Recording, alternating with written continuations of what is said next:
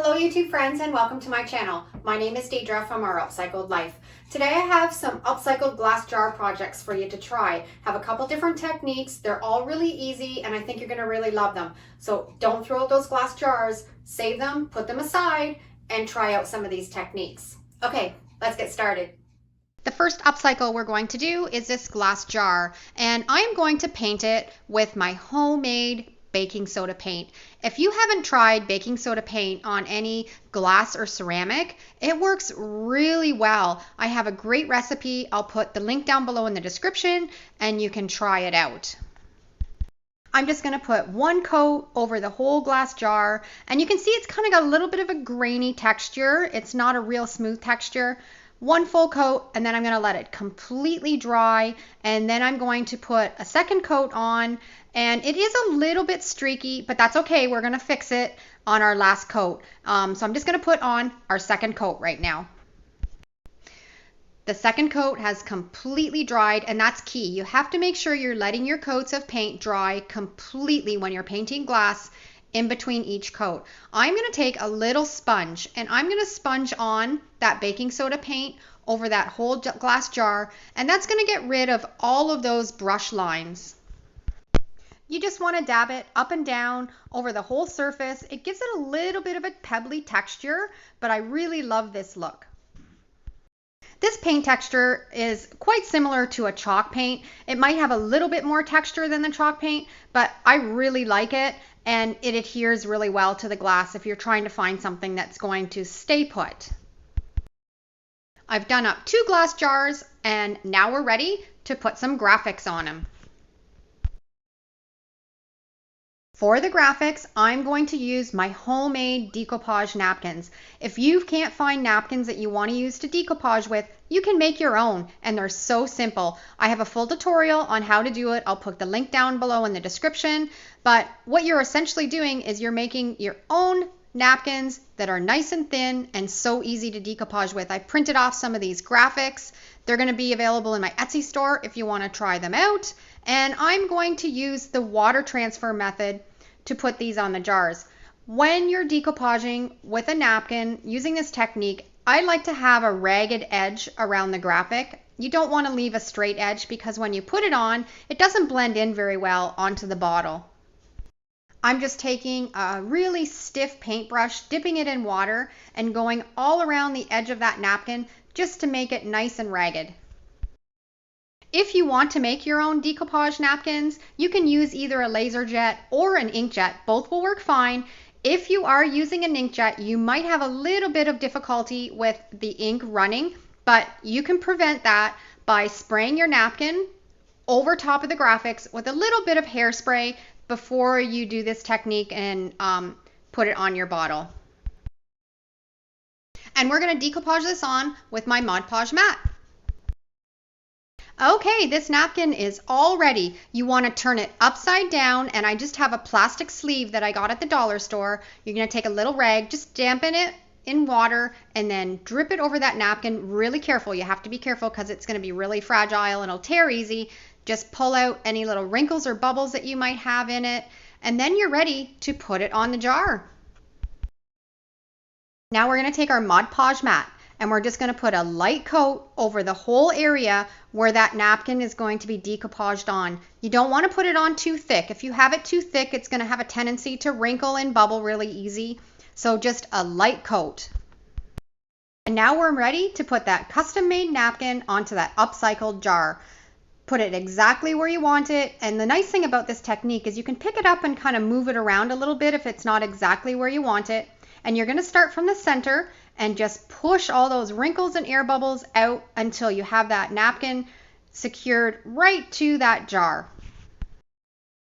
And then you're going to really slowly lift away that plastic sleeve, and you have a homemade decoupage napkin onto your baking soda painted upcycled jar.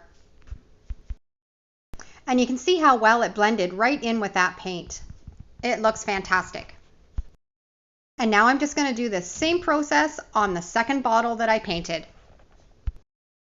These are so fun because you can print off your own quotes. You can print off photos, anything personalized when you're making your own decoupage napkins.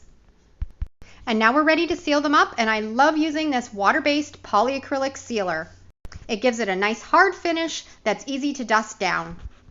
Here are the 2 finished jars, right out of the recycling bin for free. I added a little bit of twine and some little ornaments to hang from the top, and I think they are adorable. Next project, we are going to take a pickle jar and we are going to paint it with my homemade chalk paint. This works fantastic to adhere to glass jars. I'm going to put on a really good coat all over the whole glass jar, and then I'm going to set it aside. It's key, let it dry completely before we put on the next coat. Putting on that second coat of chalk paint, then I'm going to set it aside, let it dry completely, and then we're going to be ready to put on some custom graphics. This jar has 2 full coats of the chalk paint on it, and now we're going to put on a graphic. I'm using my Podge reverse graphic transfer method.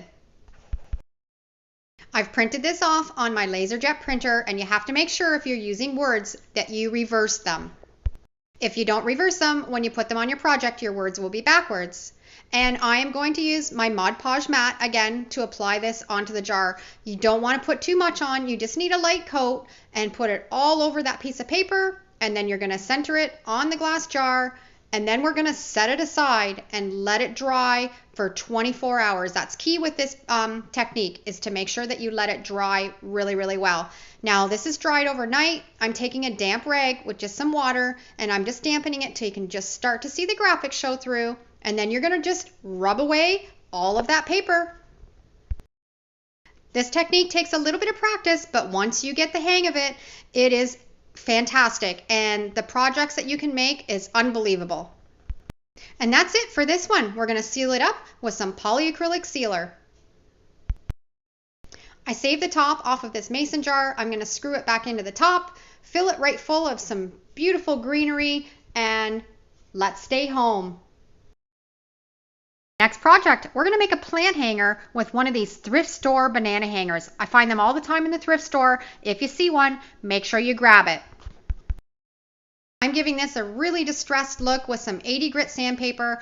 This is a salsa jar. I'm putting on 2 full coats of my homemade chalk paint, making sure it's dried completely in between each coat. And then I'm going to do, again, my Podge reverse graphic transfer. Printed it off on my LaserJet printer, sized it, reversed the text, and I'm using my Podge to apply it onto the jar.